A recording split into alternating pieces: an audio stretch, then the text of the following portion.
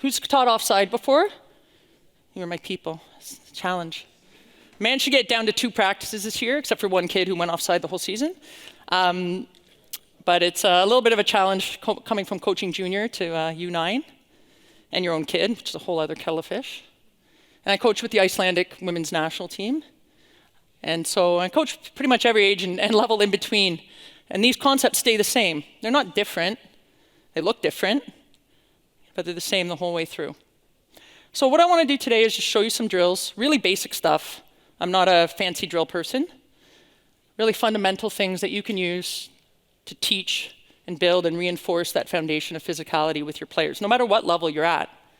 I think we could all do a much better job of it. So the first drill you're going to see here, these Edmonton jerseys for you guys. You're welcome.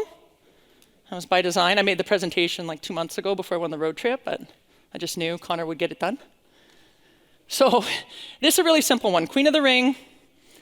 If you're coaching young players, I think using ring-at-rings are pretty useful, especially when you're teaching physicality, because often their stick handling ability is a lot weaker than their skating ability. So if you ask them to handle a puck and push back into someone, they're going to be staring like this, and they're not going to be able to engage physically.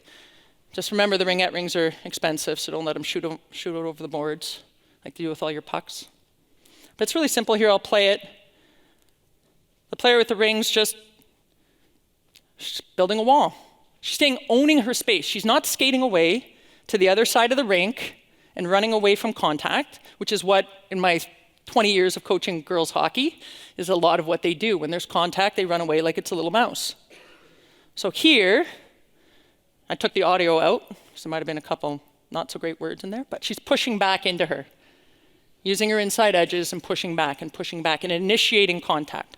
The player in the back was told to go only 60%, so that's why it's pretty tame that time around. Next version, you're going to see with the U18s, we gave them a puck, because they shouldn't impede their ability to do the drill. So same thing here. I'd love to see this player scan a bit more with her head up, even though she doesn't have to in this drill. I might skate around her and hold up some fingers. She has to yell it out, so we can force her to scan. She's a little bit more comfortable, leaning in.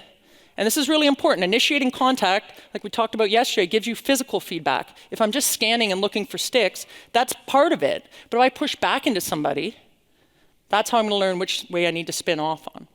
Okay, so pretty simple there. I love that drill as a warm-up drill. So let's say you're starting off practice, you're doing stationary passing, 2 or 3 players moving, passing around the ice. When you blow the whistle, you go right into that queen of the ring. And your players are going to want to skate to the other side of the ice away from each other. And you've got to use that term, own your space.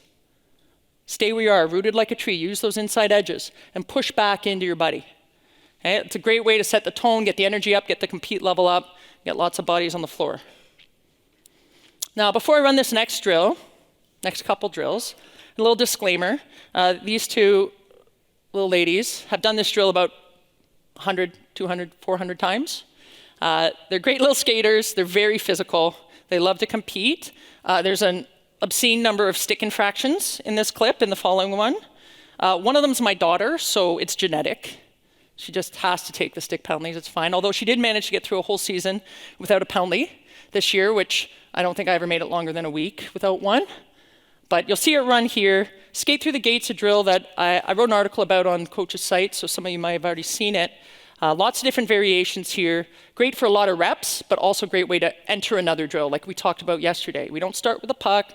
Maybe you get a pass. Maybe you do a retrieval. Can you start off physicality? So we'll run it here. Puck goes into the wall. They go after it. And now you get all 4 concepts. Win the lane, build the wall, build your escape route. I told you, it's my kid. She can't help it. It's just there. Okay? They're both 7, I think, in this clip. So they're battling hard. This is how they play the game. Our opponents don't like us very much. Okay, but she finally able to build a wall and then eventually be able to spin off and get to the good ice in the middle, which is we don't want to be in the gray areas on the outside. We want to get inside the dot line. That's where all the good stuff happens. That's where the net is. So we'll see the same thing here, starting off a pin. So there's a lot of different ways to enter this drill. Off a pin, off a rim. You can start doing agility first. You can put them in different body positions. So same idea. She's got to push off the wall on my go. She's got her escape route now. Takes her a little while to get going.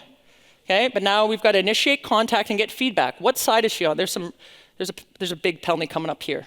I had to take the audio out. You'll see it. It's right here soon. Okay, but they're spinning out. There it is.